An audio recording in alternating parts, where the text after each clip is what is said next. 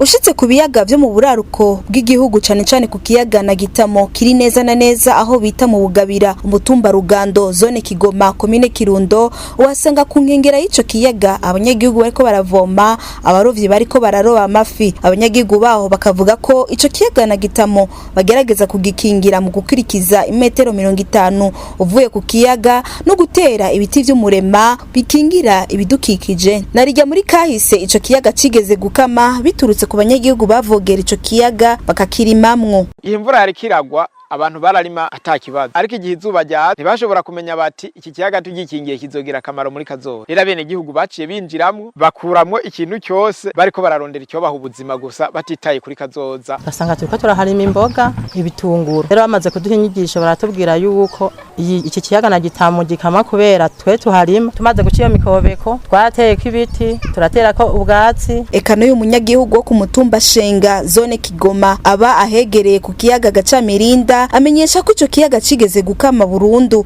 aho haciye hafatwa ingingo zo gukuraho abanyagihugu barima kuri izo nkengera akemeza ko ubu ico kiyaga Gacamirinda gisa neza ndetse n'amafi aboneka ku bwinshi. Hategwa bitoyi ibijumbu inyanya imboga ibitunguru ivyo nivyo basanga bahizeho ku nkengera barimye barondeza amazi ku buryo bashobora kujya gute bahangane n'ivyo bintu ariko inyuma yaho bavuga ati ntibikunda hariho imetero zitekanijwe kubahiriza abarimo barakora ivyo bikorwa byose bari hejuru y'imetero 50 zubahirijwe. Mu kigo cy'igihugu kijeje gukingira ibidukikije OBPE bavuga ko ibiyaga biri mu buraruko bw'igihugu bitegerezwa gukingirwa narijya ubutunzi bw'igihugu. Diemed Maniriyo ajeje ico kigo mu ntara ya Butanyerera ahamagarira abanyagihugu n'abajeje intwaro kumenya ko bafise uruhara mu gukingira ibidukikije muri ivyo biyaga hisunzwe amategeko. Byukuri bino biyaga novuga yuko ari ubutunzi bwa mbere bwa kano karere ari byo bigize n'ubuzima bw'abanyagihugu bari muri kano karere ko mu gihe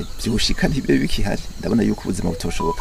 Rero akamonotera no gatera cane nyene abanyagihugu kuvuga n'uruhara rw'umwe wese kugira ngo akingire ivyo biyaga haba abajeje intwaro haba abanyagihugu kugira ngo bino biyaga bishobore gukingirwa koko. Ni mugihe muri ako karere ka Kirundo mu ntara ya Butanyerera hasanzwe hari ibiyaga bigera ku 8 ikiyaga Kanzigiri Gweru Cohoha ikiyaga ca Gwihinda bita ikiyaga Cinyoni ikiyaga na Rungazi Mungere Gacamirinda na Gitamo. Warongo ico kigo OBPE mu ntara ya Butanyerera akemeza ko ivyo biyaga bikingiwe neza vyosahiriza mu iterambere ry'igihugu ndetse hakahurumbirwa na ba mukerarugendo.